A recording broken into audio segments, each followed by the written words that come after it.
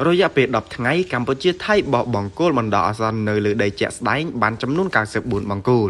ត្រឹមរយៈពេល10ថ្ងៃកម្ពុជាថៃបានចុះពិនិត្យទីតាំងជាក់ស្ដែងលើការងារបោះបង្គោលបណ្ដោះអាសន្ននៅកំណាត់ខ្សែព្រំដែនចន្លោះបង្គោលលេខ52និងលេខ59ស្ថិតក្នុងភូមិសាស្ត្រស្រុកកំរៀងខេត្តបាត់ដំបងរបស់កម្ពុជា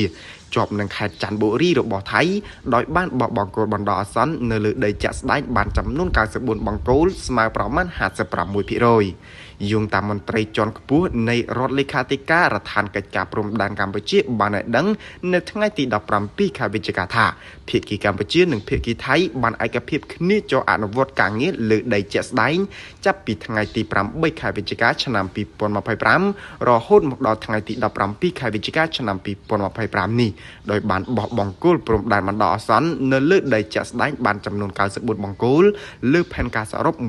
166បង្គោលគិតជាភាគរយសម្រាប់បានប្រមាណជា56%បើតាមរដ្ឋលេខាធិការដ្ឋានកិច្ចការព្រំដែនកម្ពុជាភាគីទាំងពីរនឹងបន្តការបោះបង្គោលបណ្ដោះអាសន្ននេះឲ្យចប់តាមផែនការនាពេលដ៏ខ្លីខាងមុខ